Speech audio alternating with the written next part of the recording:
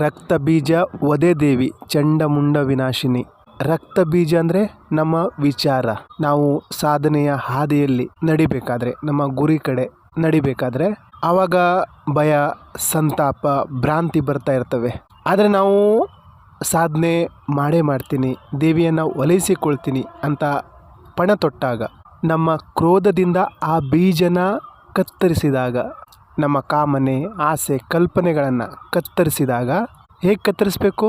ದೇವಿ ರಕ್ತ ಬೀಜಾಸುರನ ಸಂಹಾರ ಮಾಡ್ತಾಳಲ್ಲ ಆ ರೀತಿ. ರಕ್ತ ಬೀಜಾಸುರ ಗೊತ್ತಲ್ಲ, ಅವನ ರಕ್ತ ಎಲ್ಲೆಲ್ಲಿ ಬೀಳ್ತದೋ ಅಲ್ಲಿ ಅವನ ಸಂತಾನ ಉತ್ಪತ್ತಿ ಆಗ್ತಾ ಇತ್ತು.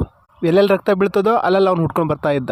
ಈ ರಾಕ್ಷಸರೇ ಹಾಗೆ, ಈ ತ್ರಿಮೂರ್ತಿಗಳಿಂದ ಘೋರ ತಪಸ್ಸು ಮಾಡಿ ತ್ರಿಮೂರ್ತಿಗಳಿಂದ ವರ ಪಡೆದು ಆಮೇಲೆ ಲೋಕ ಕಂಟಕರಾಗಿ ಪೃಥ್ವಿನ ಪೀಡಿಸ್ತಾರೆ. ಆವಾಗ ಈ ಮಹಾಕಾಳಿ ಅವನ ಸಂಹಾರ ಮಾಡ್ತಾಳೆ. ಒಂಚೂರು ರಕ್ತ ಭೂಮಿ ಬೀಳಿಕ್ಕೆ ಕೊಡಲ್ಲ, ಅದನ್ನು ತನ್ನಲ್ಲೇ ಸಮಾಹಿತ ಮಾಡ್ಕೊಂಡ್ಬಿಡ್ತಾಳೆ.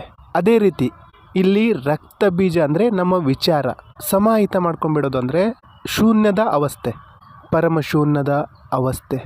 ಆ ಪರಮಶೂನ್ಯದ ಅವಸ್ಥೆಯಲ್ಲಿ ಯಾವ ವಿಚಾರಗಳು ನಮ್ಮನ್ನು ಡಿಸ್ಟರ್ಬ್ ಮಾಡಲ್ಲ, ಎಲ್ಲವನ್ನು ಕತ್ತರಿಸ್ಕೊಂಡೆ ಆ ಶೂನ್ಯದಲ್ಲಿ ಇಳಿಬೇಕಾಗ್ತದೆ. ದೇವಿನ ಒಲಿಸ್ಬೇಕಂದ್ರೆ ಎಲ್ಲ ವಿಚಾರಗಳನ್ನು, ಅದು ಸಾಂಸಾರಿಕ ಆಗಿರಲಿ, ಆರ್ಥಿಕ ಆಗಿರಲಿ, ಯಾವುದೇ ಆಗಿರಲಿ, ಅದನ್ನು ನಷ್ಟ ಮಾಡಿಕೊಂಡು ಕುಳಿತುಕೊಳ್ಬೇಕಾಗ್ತದೆ. ಅವಳು ಕೋಪಗೊಂಡ್ರೆ ನಮ್ಮ ಪಾಪ ಪುಣ್ಯ ಎರಡನ್ನೂ ಮುಗಿಸ್ಬಹುದು. ಯಾರೋ ಸತ್ವನ ಹಿಡ್ಕೊಂಡು ಕೂತಿರ್ತಾರೆ, ಅವರನ್ನೂ ಮುಗಿಸ್ತಾಳೆ. ಯಾರೋ ರಜಸ್ಸನ್ನು ಹಿಡ್ಕೊಂಡು ಕೂತಿರ್ತಾರೆ, ಅವರನ್ನೂ ಮುಗಿಸ್ತಾಳೆ. ಯಾರೋ ತಮಸ್ಸನ್ನು ಹಿಡ್ಕೊಂಡು ಕೂತಿರ್ತಾರೆ, ಅವರನ್ನು ಮುಗಿಸ್ತಾಳೆ. ಯಾಕಂದರೆ ಇವಳು ತ್ರಿಗುಣಾತೀತ, ಕಾಲಾತೀತ. ಯಾರೋ ಸಾತ್ವಿಕ ಬುದ್ಧಿಯವರು ದೇವಿಯ ಊರ್ಜೆಯ ಸಮಕ್ಷಮ ನಿಂತಾಗ, ದೇವಿಯ ಮುಂದೆ ಭಾವದಿಂದ ಗದ್ಗದಿತರಾದಾಗ ದೇವಿ ಹೇಳ್ತಾಳೆ, ಇವನು ನನ್ನ ಅಸ್ತಿತ್ವನ ಇನ್ನೂ ಅರ್ಥ ಮಾಡ್ಕೊಂಡಿಲ್ಲ, ಧರ್ಮ ಕರ್ಮನ ಅರ್ಥ ಮಾಡ್ಕೊಂಡಿಲ್ಲ, ಇವನಿಗೆ ನಾನ್ಯಾಕೆ ದರ್ಶನ ಕೊಡಲಿ. ಅವಳಿಗೆ ಎರಡರಿಂದಲೂ ಏನೂ ಆಗಬೇಕಾಗಿಲ್ಲ, ಅದು ತ್ರಿಗುಣಾತೀತ ಅವಸ್ಥೆ. ಇಲ್ಲಿ ಬರೀ ಲಕ್ಷ್ಯ ಮುಖ್ಯ ಆಗುತ್ತೆ. ಅವಳ ಲಕ್ಷ್ಯ ಏನು? ಈ ಪೂರ್ತಿ ಸೃಷ್ಟಿನ, ಅದರಲ್ಲಿ ನಡೆಯುವ ನರಸಂಹಾರ, ಅದರಲ್ಲಿ ನಡೆಯುವ ಲಯ ಪ್ರಳಯ ಎಲ್ಲವೂ ಅವಳ ಅಧೀನ. ಇದು ಅರ್ಥ ಆದರೆ ಮಹಾಕಾಳಿ ಅರ್ಥ ಆಗ್ತಾಳೆ. ಮಹಾಕಾಳಿಯ ಸಾಧನೆ ಮಾಡುವ ಮನುಷ್ಯ, ಸಾಧಕ, ಅವನು ತನ್ನ ಸಮಯದ ಮುಂದಿರ್ತಾನೆ.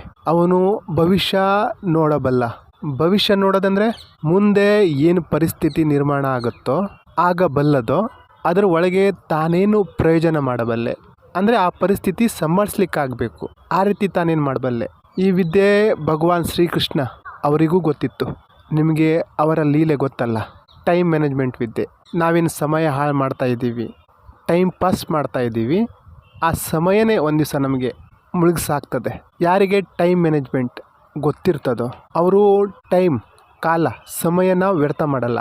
ಈ ಯಶಸ್ವಿ ವ್ಯಕ್ತಿಗಳು ಯಶಸ್ವಿ ಆಗಲಿಕ್ಕೆ ಅವರಿಗೆ ಎರಡು ವಿಷಯ ತುಂಬ ಚೆನ್ನಾಗಿ ಗೊತ್ತಿದೆ, ಅದ್ರ ಹಿಂದೆ ಕೆಲಸ ಮಾಡ್ತಾ ಇರ್ತದೆ. ಒಂದು ಸಮಯ, ಅವರು ಸಮಯಕ್ಕೆ ಮಹತ್ವ ಕೊಡ್ತಾರೆ. ಎರಡನೇದು ಗುರಿ, ಲಕ್ಷ್ಯ. ಇವೆರಡರ ಮೇಲೆ ಗಮನ ಇದ್ದವರು ಫೋಕಸ್ ಮಾಡಿದವರು ಯಶಸ್ವಿಗಳಾಗ್ತಾರೆ. ನಾವು ಲಕ್ಷ್ಯ ನಿರ್ಧಾರ ಮಾಡಿಬಿಟ್ಟಿದ್ದೀವಿ, ನಮಗೆ ಸಮಯಕ್ಕೆ ಗೌರವ ಕೊಡೋದು ಗೊತ್ತಿದೆ ಅಂದಾಗ ನಾವು ತುಂಬ ಕಡಿಮೆ ಸಮಯದಲ್ಲಿ ತುಂಬ ಕಲಿಬಹುದು, ಸ್ಕಿಲ್ನ ಡೆವಲಪ್ಮೆಂಟ್ ಮಾಡ್ಕೋಬಹುದು. ಈ ಸಮಯನ ಉಳಿಸ್ಲಿಕ್ಕೆ ತಾನೇ ಎಲ್ಲ ಆವಿಷ್ಕಾರಗಳಾಗಿತ್ತು. ಟ್ರೈನು, ವಿಮಾನ, ಸ್ಯಾಟಲೈಟು, ಮೊಬೈಲು, ಕಂಪ್ಯೂಟರ್, ಇವೆಲ್ಲ ನಮ್ಮ ಸಮಯನ ಉಳಿಸ್ತವೆ ತಾನೆ. ಕೊರೋನಾ ಟೈಮಲ್ಲಿ ಕಂಪ್ನಿಗಳು, ಅಂಗಡಿ ಮುಗ್ಗಟ್ಟು, ವ್ಯಾಪಾರ ವಹಿವಾಟು ಎಲ್ಲ ನಿಂತಾಗ ಆವಾಗಲೂ ಕೆಲಸ ನಡೀತು. ಕಂಪ್ಯೂಟರಿಂದ, ಮೊಬೈಲಿಂದ ಈ ವಿಜ್ಞಾನಕ್ಕೆ ಪ್ರಯೋಜನ ಕೊಡೋದು ಅದು ಒಂದು ವಿದ್ಯೆನೇ. ಈ ಸಮಯದ ಎಲ್ಲ ಪರಿಣಾಮಗಳ ಮೇಲೆ ಕಾಳಿಯ ಪ್ರಭುತ್ವ ಇದೆ. ದೇವಿಯ ಎರಡು ಭಾಗ ಇದೆ, ಮಹಾಕಾಳಿ, ಭದ್ರಕಾಳಿ. ಮಹಾಕಾಳಿ ಇದು ಭದ್ರಕಾಳಿಯ ಪೂರ್ವ ಸ್ವರೂಪ, ಕ್ರೋಧದಲ್ಲಿ ಆಗುವಂಥದ್ದು. ನಾವು ನಮ್ಮ ಗುರಿನ ಮುಟ್ಟಿದಾಗ, ಸಾಧಿಸಿದಾಗ ಆ ಮಹಾಕಾಳಿ ಭದ್ರಕಾಳಿ ಆಗ್ತಾಳೆ. ನಾವು ನಮ್ಮ ಗುರಿ ಮುಟ್ಟಿದಾಗ ಅವಳು ಆನಂದಮಯಿ, ಸೌಮ್ಯ ರೂಪದ ಅವಸ್ಥೆ ಪಡಿತಾಳೆ. ನಮಗೆ ಎಲ್ಲ ಊರ್ಜೆ, ಎಲ್ಲ ಮೌಲ್ಯ, ಎಲ್ಲ ಸಿದ್ಧಾಂತ ಪ್ರಾಪ್ತಿ ಆಗ್ತದೆ. ಮಹಾಕಾಳಿಯ ಪರಿಮಾಣ, ಅಭಿವ್ಯಕ್ತಿ, ಊರ್ಜೆನ ನಾವು ಅರ್ಥ ಮಾಡ್ಕೊಳ್ಳಿಕ್ಕೆ ಹೊರಟ್ರೆ ತುಂಬ ಅರ್ಥ ಮಾಡ್ಕೋಬೋದು, ಕಲಿಬಹುದು.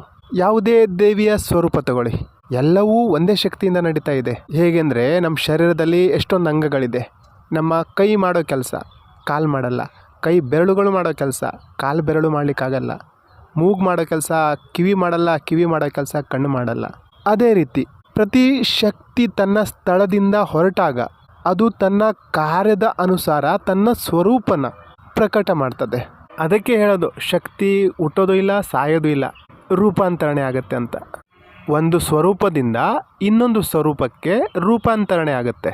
ನಮ್ಮೊಳಗೆ ಏನು ಶಕ್ತಿ ಇದೆ, ಆದರೆ ನಾವು ಎಚ್ಚರಗೊಂಡಿಲ್ಲ. ನಮ್ಮೊಳಗೆ ಏನು ದೇವಿ ಶಕ್ತಿ ಬಿದ್ದಿದೆ, ಆದರೆ ನಾವು ಎಚ್ಚರಗೊಂಡಿಲ್ಲ, ಜಾಗೃತರಾಗಿಲ್ಲ. ನಾವು ನಮ್ಮ ಪ್ರಜ್ಞೆನ ಇನ್ನೂ ಜಾಗೃತನೇ ಮಾಡಿಲ್ಲ, ಸುಮ್ಮನೆ ಬದುಕ್ತಾ ಇದ್ದೀವಿ. ಶರೀರದ ನಂತರ ಏನು, ಮೃತ್ಯು ನಂತರ ಏನು, ಜೀವನದ ನಂತರ ಏನು, ನಮ್ಮ ಆತ್ಮ ಎಲ್ಲಿ ಹೋಗ್ತದೆ? ನಾವು ಆಳವಾದ ನಿದ್ದೆಯಲ್ಲಿದ್ದೀವಿ. ಇಲ್ಲಿ ನಾವೇನು ಡೈಲಿ 8-9 ತಾಸು ನಿದ್ದೆ ಮಾಡ್ತೀವಲ್ಲ, ಅದ್ರ ಬಗ್ಗೆ ಮಾತಾಡ್ತಾ ಇಲ್ಲ. ಆಳವಾದ ವಿಚಾರದ ಬಗ್ಗೆ ಇಲ್ಲಿ ಮಾತಾಗ್ತಾ ಇದೆ. ಶ್ರೀವಿದ್ಯೆಯಲ್ಲಿ ಬರ್ತದೆ ಸೃಷ್ಟಿ ಕ್ರಮ, ಪ್ರಳಯ ಕ್ರಮ. ಸೃಷ್ಟಿಯ ಉತ್ಪತ್ತಿ ಚೈತನ್ಯದಿಂದ, ಮಹಾ ಊರ್ಜೆಯಿಂದ ಶೂನ್ಯ ತನಕ. ಪ್ರಳಯ ಕ್ರಮದಲ್ಲಿ ಸೃಜನದಿಂದ ಶೂನ್ಯ ಆಗಬೇಕಾಗ್ತದೆ. ಪ್ರಳಯ ಕ್ರಮದಲ್ಲಿ ಶೂನ್ಯದಿಂದ ಸೃಜನ, ಸೃಷ್ಟಿ ಕ್ರಮದಲ್ಲಿ ಸೃಜನದಿಂದ ಶೂನ್ಯ, 2 ಕ್ರಮ ಬರ್ತದೆ. ಏನಾಗಿದೆ ಅಂದರೆ ನಾವು ಗಾಢ ನಿದ್ದೆಯಲ್ಲಿದ್ದೀವಿ. ನಾವು ನಮ್ಮ ಶಕ್ತಿನ ಇನ್ನೂ ಜಾಗೃತಗೊಳಿಸಿಲ್ಲ. ನಾವು ದೇವಿನ ಶಕ್ತಿನ ಹೊರಗಡೆ ಹುಡುಕ್ತಾ ಇದ್ದೀವಿ. ಯಾಕಂದರೆ ನಾವು ತುಂಬ ಸಿನಿಮಾ ನೋಡಿದ್ದೀವಿ. ದೇವಿ ಹಿಂದ್ಗಡೆ ಚಕ್ರ ತಿರುಗ್ತಾ ಇರ್ತದೆ, ದೇವಿ ಹಿಂದ್ಗಡೆ ಆಭಾಮಂಡಲ ಇದೆ, ಶಕ್ತಿ ನಮ್ಮ ಒಳಗಡೆ ಇದೆ, ಅದು ನಮ್ಗೆ ಗೊತ್ತಿಲ್ಲ. ನಾವೊಂದು ಕಲ್ಪನೆಯಲ್ಲಿ, ಒಂದು ಫ್ಯಾಂಟಸಿಯಲ್ಲಿ ಬದುಕ್ತಾ ಇದ್ದೀವಿ. ದೇವಿ ಅಂದರೆ ಚಿತ್ರಕಾರನ ಒಂದು ಕಲ್ಪನೆ. ಆ ಊರ್ಜೆನ ಅವರು ಒಂದು ರೀತಿ ವರ್ಣಿಸಿದ್ದಾರೆ, ಮನುಷ್ಯನ ರೂಪದಲ್ಲೇ ತೋರಿಸಿದ್ದಾರೆ. ಯಾಕಂದರೆ ಮನುಷ್ಯ ತನ್ನ ಒಳಗಡೆ ಆ ದೇವಿನ ಆ ರೀತಿ ಪ್ರಾಕಟ್ಯ ಮಾಡಿಕೊಳ್ಳಿ ಅಂತ. ನಾವು ಯಾವುದೇ ಶಕ್ತಿನ ಹೊರಗಡೆ ಜಾಗೃತ ಮಾಡೋ ಅವಶ್ಯಕತೆಯೇ ಇಲ್ಲ. ನಾನು ಯಾರು, ನಾನು ಎಲ್ಲಿಂದ ಬಂದೆ, ಎಲ್ಲಿಗೆ ಹೋಗಬೇಕು, ನಾನು ಮನಸ್ಸ, ನಾನು ಬುದ್ಧಿನ, ನಾನು ಇಂದ್ರಿಯನ, ನಾನು ಚಿತ್ತನ, ನಾನು ಅಹಂಕಾರ, ನಾನು ಯಾರು? ಈ ವಿಡಿಯೋನ ನೋಡ್ತಾ ಇರೋದು ಯಾರು, ಕೇಳ್ತಾ ಇರೋದು ಯಾರು, ಅನುಭವ ಮಾಡ್ತಾ ಇರೋನು ಯಾರು, ಈ ಶ್ವಾಸನ ತಗೋತಾ ಇರೋನು ಯಾರು? ಈ ಶರೀರಕ್ಕೆ ಹೆಸರಿದೆ, ಅದು ನಾವಲ್ಲ. ನಿಮ್ಮ ಶರೀರಕ್ಕೆ ಹೆಸರಿದೆ, ಅದು ನೀವಲ್ಲ. ನೀವ್ಯಾರು? ನಿಮ್ಮ ಶರೀರದ ಒಳಗಡೆ ಏನೆಲ್ಲ ನಡೀತಾ ಇದೆಯೇ ಅದು ನಿಮ್ಗೆ ಗೊತ್ತಿದೆಯಾ? ನೀವು ಅದನ್ನು ನೋಡಬಲ್ಲಿರಾ? ಒಳಗಡೆ ನಡೆಯುವ ಪಚನಕ್ರಿಯೆ, ಹೃದಯ ಬಡಿತ, ಶ್ವಾಸ ನೀವು ನೋಡಬಲ್ಲಿರಾ? ನಮ್ಮ ನರನಾಡಿಗಳಲ್ಲಿ, ಕಣಕಣದಲ್ಲಿ ಏನು ನಡೀತಾ ಇದೆ ನಾವು ನೋಡಬಲ್ಲೆವಾ? ನಮ್ಮ ಒಳಗಡೆನೇ ಒಂದು ಬ್ರಹ್ಮಾಂಡ ಇದೆ, ಒಂದು ಸೃಷ್ಟಿ ಇದೆ. ನಾವೇ ಆ ಸೃಷ್ಟಿಯ ದೇವರು. ನಮಗೆ ಅದ್ರ ಬಗ್ಗೆ ಗಮನವೇ ಇಲ್ಲ. ನಮಗೆ ನಮ್ಮ ಬಗ್ಗೆನೇ ಗೊತ್ತಿಲ್ಲ. ನಮ್ಮ ಒಳಗಡೆ ಎಷ್ಟು ಜೀವಾಣು ಇದೆ, ಎಷ್ಟು ಬ್ಯಾಕ್ಟೀರಿಯಾ ಇದೆ, ಎಷ್ಟು ರಕ್ತ ಕಣಗಳಿವೆ, ಎಷ್ಟು ನೀರಿದೆ, ಎಷ್ಟು ಗ್ಯಾಸ್ ಇದೆ, ನಮ್ಗೆ ಗೊತ್ತಿಲ್ಲ. ನಾವು ಹೊರಗಡೆ ಚಟುವಟಿಕೆ ಬಗ್ಗೆ ಗಮನ ಕೊಡ್ತೀವಿ, ಒಳಗಡೆ ಚಟುವಟಿಕೆ ಬಗ್ಗೆ ನಮಗೇನು ಗೊತ್ತಿಲ್ಲ. ನಮ್ಮ ಶರೀರ ಏನು?